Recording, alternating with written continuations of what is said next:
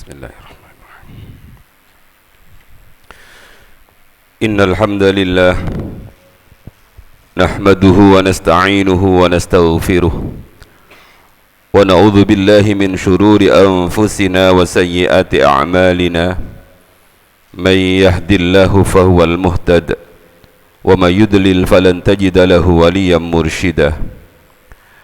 أشهد أن لا إله إلا الله وحده لا شريك له وأشهد أن سيدنا محمدا عبده ورسوله. اللهم صل على سيدنا محمد وعلى آل سيدنا محمد وسلم تسليما كثيرا. أما بعد، فيا أيها المؤمنون اتقوا الله حق تقاته ولا تموتن إلا وأنتم مسلمون. أعوذ بالله من الشيطان الرجيم. يا أيها الذين آمنوا اتقوا الله ولتنظر نفس ما قدمت لغد واتقوا الله إن الله خبير بما تعملون. صدق الله العظيم. Di bulan yang mulia ini, di hari yang sangat istimewa ini, di saat di mana doa-doa kita didengar dan dikabulkan oleh Allah, sejenak bersama-sama kita meninggalkan kesibukan duniawi kita. Mari bersama-sama melakukan muhasabah, melakukan introspeksi terhadap perjalanan kehidupan kita. Semakin banyak nikmat yang Allah berikan kepada kita, sudahkah berbanding lurus dengan meningkatnya ketakwaan kita kepada Allah Subhanahu wa ta'ala? Mulia tidaknya kita di hadapan Allah tidak ditentukan seberapa banyak harta yang kita punya, seberapa tinggi jabatan yang kita sandang. Ukuran kemuliaan seorang hamba di hadapan Allah, salah satu yang terpenting adalah nilai ketakwaannya. Inna akramakum indallahi atqakum. Sesungguhnya yang paling mulia di antara kalian adalah yang paling tinggi kualitas ketakwaannya. Ada seorang tokoh yang bernama Syekh Atha. Suatu saat Syekh Atha ini pergi ke pasar dengan membawa serban hasil rajutannya. Dia tawarkan serban hasil rajutan dan tenunannya itu kepada tukang serban. Kemudian oleh tukang serban diteliti untuk dibeli. Lama si tukang serban itu meneliti serbannya Syekh Atha. Kemudian di akhir penelitiannya itu dia berkata, "Wahai Pak Atha, serbanmu itu bagus, bahannya bagus, tapi sayang di pojokan sini ada satu benang yang salah. Di pojokan ini ada cacat, di pojokan ini ada cacat." Pendek kata, di hadapan tukang serban, tukang kain ini, serban yang menurut Syekh Atha bagus itu masih ketahuan cacatnya. Begitu serbannya dicacat, yang dilakukan oleh tokoh besar Syekh Atha ini, dia tidak berkata apa-apa. Dia hanya menangis menjerit sejadi-jadinya. Gemparlah pasar itu, kemudian semua berlari ke dekat Syekh Atha dan mereka tahu bahwa yang menangis itu adalah tokoh tasawuf yang luar biasa. Merasa bersalah, si tukang serban mengatakan, "Wahai Pak Atha, wahai Syekh Atha, berapapun engkau menjual serban itu saya beli. Yang penting Anda tidak terus menangis." Kemudian Syekh Atha berkata dengan lantang, "Wahai tukang serban, kamu beli silahkan, tidak kamu beli juga tidak masalah. Jangan kau kira saya menangis karena serban saya. Jangan kau kira saya menangis karena tidak lakunya serban saya. Yang saya tangisi adalah bagaimana serban yang menurut saya sempurna, saya garap dengan hati-hati dengan bahan terbaik, ternyata di hadapan ahlinya masih kelihatan kekurangannya. Bagaimana halnya dengan amal saya? Bagaimana halnya dengan ibadah saya yang saya lakukan kadang-kadang dengan sembrono, pasti banyak cacat yang terlihat jelas oleh Allah Subhanahu wa ta'ala. Akhirnya hampir seluruh pasar itu menangis, melakukan muhasabah, melakukan koreksi terhadap ibadah yang dia lakukan. Apakah ibadah itu betul-betul karena Allah atau karena yang lainnya? Nabiullah Isa alaihi salam suatu saat pernah berjalan-jalan. Ketika beliau berjalan-jalan, bertemulah dia dengan satu kaum, satu kelompok manusia. Kelompok manusia itu terlihat pucat, kurus. Akhirnya Nabi Isa bertanya, "Wahai saudara-saudaraku, kenapa wajah kalian terlihat pucat? Kenapa tubuh kalian terlihat kurus?" Kemudian tetua dari kaum itu mengatakan, "Wahai Nabiullah Isa alaihi salam, ketahuilah setelah Anda menjelaskan betapa dahsyatnya neraka, betapa mengerikannya siksa neraka, maka kami semua yang ada di hadapan panjenengan ini melakukan ibadah sekuat-kuatnya karena kami takut menjadi penghuni neraka." Mendapat jawaban seperti ini, Nabi Musa tersenyum dan berkata, "Berarti kalian beribadah karena takut neraka." Berangkatlah Nabi Isa, kemudian beliau bertemu dengan kaum yang lain yang lebih kurus, lebih pucat. Nabi Musa kemudian bertanya, "Kenapa kalian kok pucat, kok kurus?" Singkat cerita mereka menjawab, "Wahai Nabiullah Isa, setelah engkau menerangkan betapa nikmatnya syurga, betapa indahnya sorga dan isinya, kami semua syauqan ilal jannah, kami semua sangat merindukan sorga, sehingga hari-hari kami tidak kami isi kecuali dengan beribadah kepada Allah Subhanahu wa ta'ala." Kemudian Nabi Musa meneruskan perjalanan, bertemulah beliau dengan sekelompok manusia yang lebih kurus, lebih pucat. Beliau bertanya, "Wahai kaumku, kenapa engkau lebih kurus dibandingkan dua kaum sebelumnya?" Akhirnya mereka mengatakan, "Wahai Nabi Isa alaihi salam, hari-hari kami, malam-malam kami habiskan untuk beribadah kepada Allah Subhanahu wa ta'ala, karena kami rindu kepada Allah, karena kami cinta kepada Allah, karena kami mengharapkan ridhonya Allah Subhanahu wa ta'ala."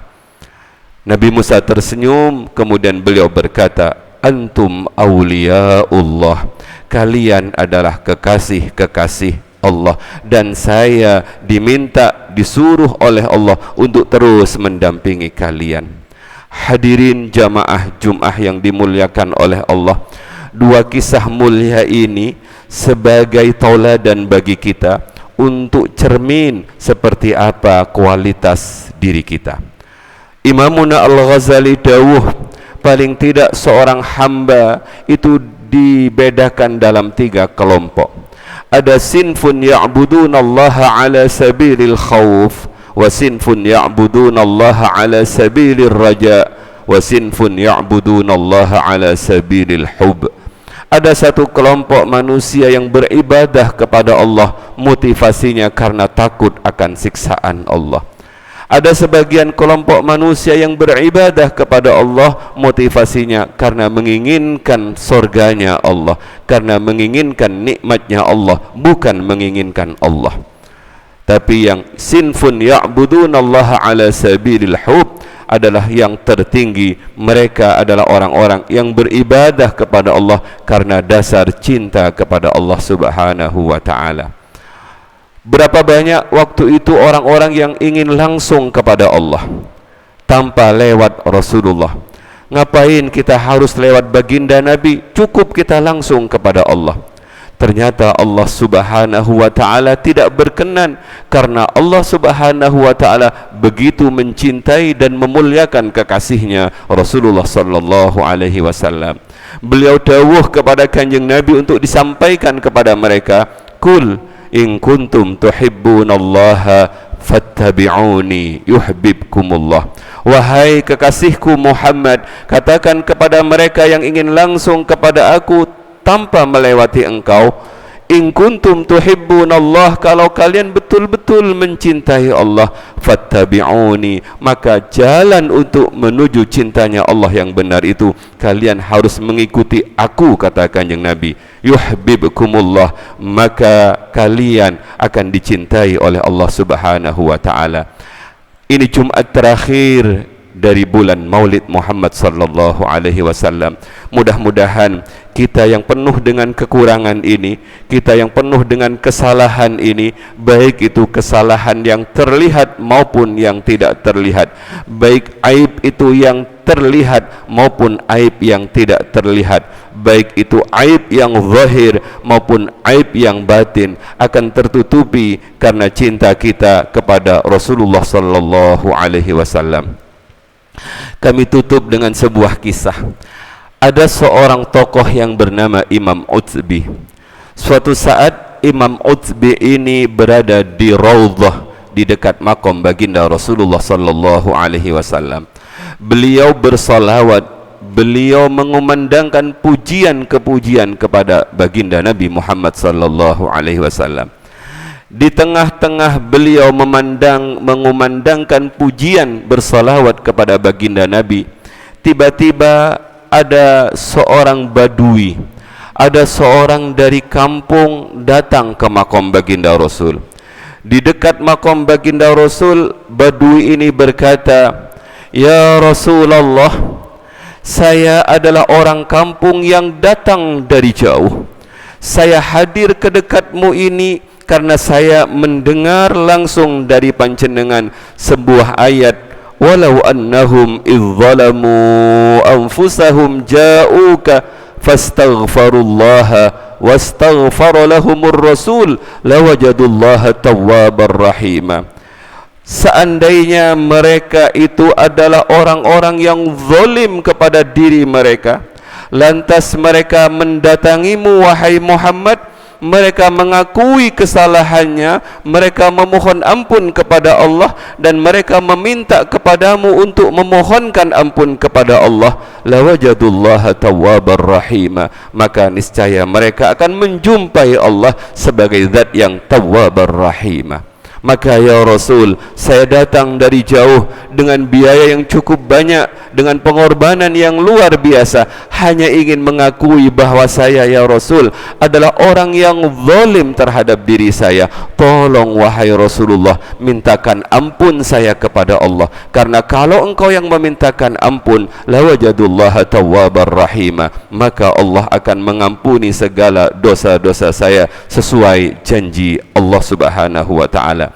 Kemudian sang badui ini mengumandangkan syair, ya khaira man dufinat bil qa'i a'zamuhu fataba min tibihinna alqa'u wal akamu, nafsil fida'u liqabri anta sakinuhu fihil afafu wa fihil judu wal karamu.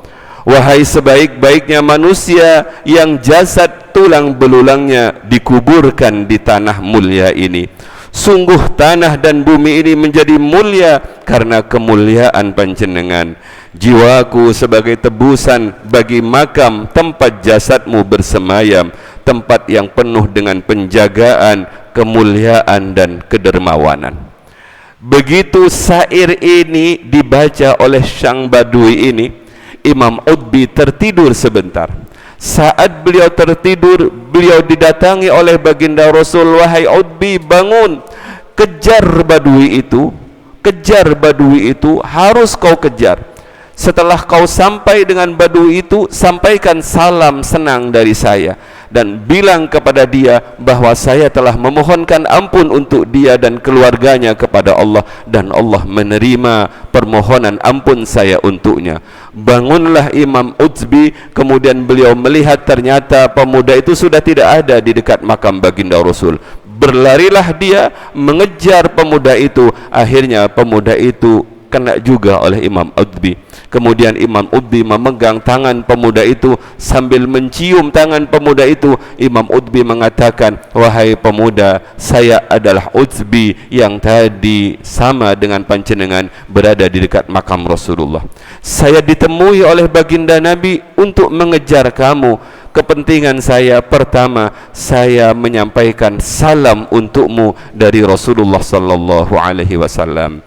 Yang kedua, kabar dari baginda Rasul bahwa Rasulullah telah mendengar semua yang kau minta lewat baginda Rasul, dan Rasulullah sudah memohonkan ampun kepada Allah untuk dirimu, untuk keluargamu. Dan alhamdulillah wahai saudaraku, kata baginda Rasul, Allah telah mengampuni seluruh dosa-dosamu. Mudah-mudahan dengan cinta kita kepada baginda Rasul, dengan kita memuliakan hari kelahiran, bulan kelahiran baginda Rasul, kita termasuk orang-orang yang diampuni oleh Allah Subhanahu wa ta'ala. Semoga bermanfaat. Inna ahsanal kalam wa abyanan nizam kalamullahil malikil allam, wallahu yaqulu wa biqaulihi yahtadil muhtadun, man amila salihan falinafsih wa man asaa fa'alaiha wa ma rabbuka bidhallamin lil abid. Barakallahu li wa lakum fil Qur'anil azim wa nafa'ani wa iyyakum bima fihi minal ayati wa dzikril hakim wa taqabbala minni wa minkum tilawatah. Innahu ta'ala huwa jawadun karim malikum barra'ur ra'ufur rahim. Aqulu qawli hadha wa astaghfirullahal azim li wa lakum fastaghfiruh innahu huwal ghafurur rahim. Duduk antara dua khutbah adalah saat yang mustajabah. Mari kita memohon, mengemis kepada Allah Subhanahu wa ta'ala. Ya Allah,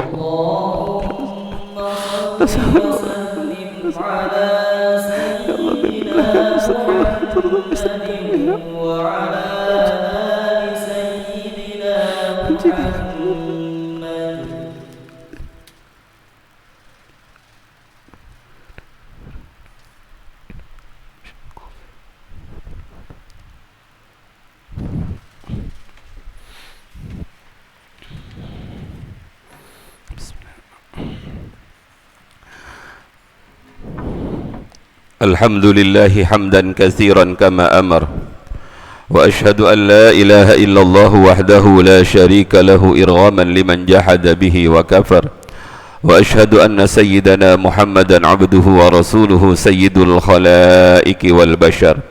Allahumma salli ala sayyidina Muhammad wa ala ali sayyidina Muhammad wa sallim tasliman katsira, amma ba'du. Faya ayyuhal hadirun, usikum wa iyaya bitaqwallah faqad fazal muttaqun. Wa'lamu anna Allah shalla ala nabiyhi qadima wa lam yazal qailan alima. Inna Allah wa malaikatahu yusalluna ala nabi ya ayyuhalladzina amanu sallu alaihi wa sallimu taslima.